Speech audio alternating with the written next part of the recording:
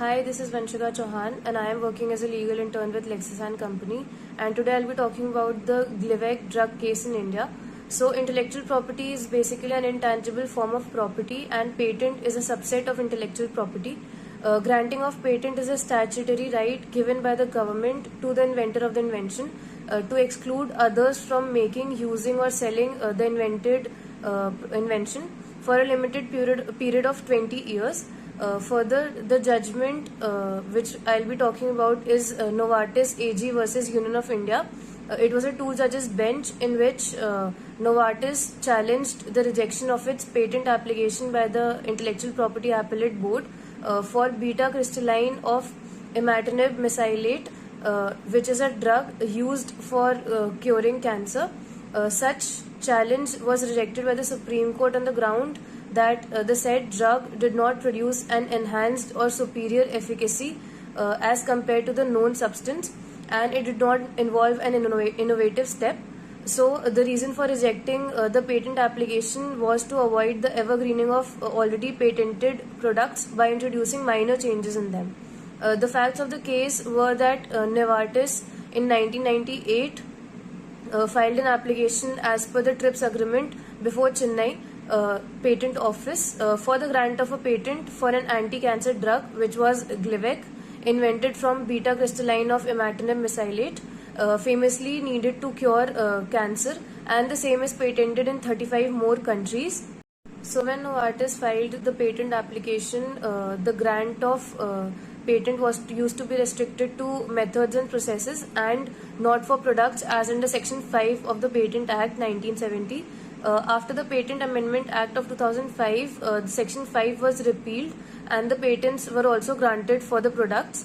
Then in 2005, finally, the patent application of Novartis was taken into consideration and the same was rejected by the Madras Patent Office on the ground that the drug was anticipated by prior publication and failed to satisfy the requirement of novelty and non-obviousness. Further, they also alleged that the invention was unpatentable under Section 3D of the Patent Act 1970, as the said drug did not exhibit any major change in the therapeutic efficacy over its previously existing form, that was the Zimmermann patent. Now Novartis filed two writ petitions in the Madras High Court in 2006 under Article 226 of the Indian Constitution. The appeal of Novartis stated that Section 3D of the Patent Act was unconstitutional because it was not in compliance with the TRIPS agreement and also violates Article 14 of the Indian Constitution. So the Madras High Court transferred its appeal to the Intellectual Property Appellate Board in 2007. This appeal finally was taken up by the board and dismissed also, stating that the invention satisfied the test of novelty and non-obviousness, but it was hit by the by the patentability section of 3D under the Patents Act. The judgment was given by the IPAB in order to prevent the evergreening of already patented products just by bringing about minor changes in them, and in order to give easy access to the Indian citizens with the concerned drugs. So there were four issues which were raised in this case. The very first was that according to Section 3D, what exactly is a known substance? Then according to Section 3D, what is the meaning of efficacy? Then the third issue was whether an increase in bioavailability qualifies as an increase in the therapeutic efficacy. Then the last question or the issue which was raised was that whether the invention claimed by Novartis is more efficacious than the substance it was derived from.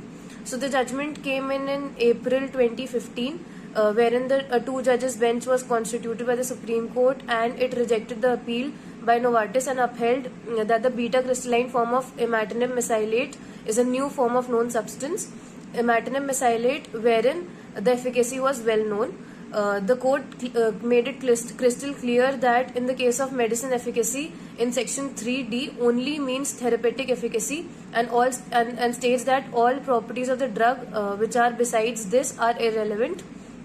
Further, the Supreme Court, while addressing the third issue, said that 30% increase in the bioavailability qualifies as an increase in the therapeutic efficacy under Section 3D if evidence for the same is provided in the court. So the Supreme Court finally compared the efficacy of the new drug with that of the old one with reference to its flow properties, better thermodynamic stability and lower hygroscopicity, and held that none of these properties contributed to increase in the therapeutic efficacy of the drug as in accordance with section 3D of the act, and further stated that the Novartis had not provided any document which showed that the efficacy of this drug was more than the old one, and therefore the right of patent over this drug was not granted to Novartis and his appeal was dismissed.